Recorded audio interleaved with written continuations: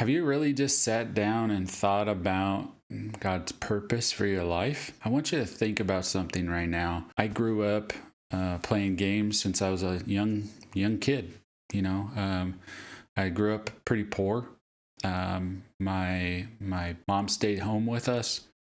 My dad worked from pretty much sunup until sundown. I remember my first console I got. I was about 10. That would have been the Nintendo, the NES. So this would be the original NES. So it opened me up to, we had dial-up internet. So the internet was very odd back then. It's not like it is now, obviously. If you remember the modems, and they had that sound like, you remember that, and getting the CDs in the mail from CompuServe and American Online, and I think it was America Online.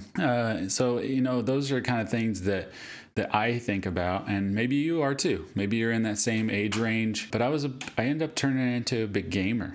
I remember seeing some of those games that I really wanted, that my parents wouldn't let me play.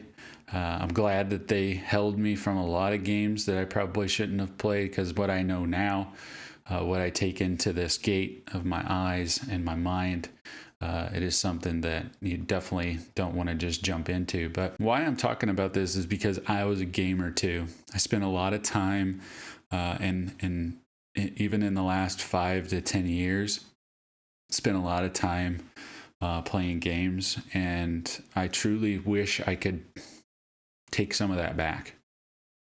Because if I think about what I could have learned, one, by reading God's word, and two, just the things in general I could have learned. I could have, in the hours that I spent in some games, I could have learned a new language.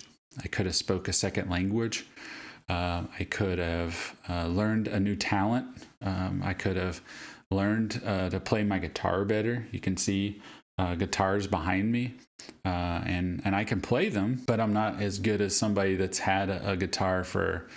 I've had these guitars. You can see the closest, the farthest one away over here.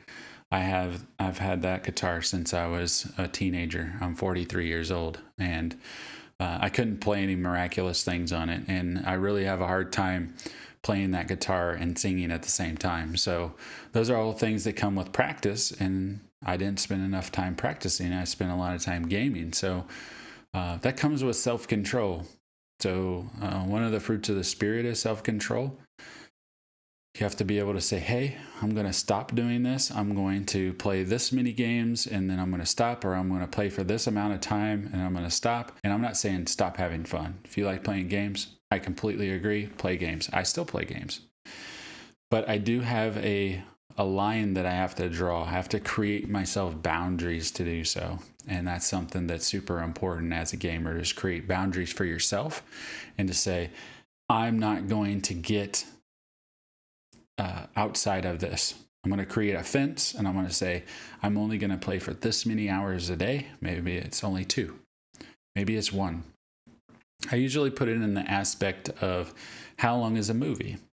So if someone was going to watch a movie on a Saturday or Sunday, a movie's 2.5 hours. If it's a Marvel movie, it's probably 3. So you can kind of put it in that aspect and say, hey, I'm not going to watch movies. I'm going to play games instead.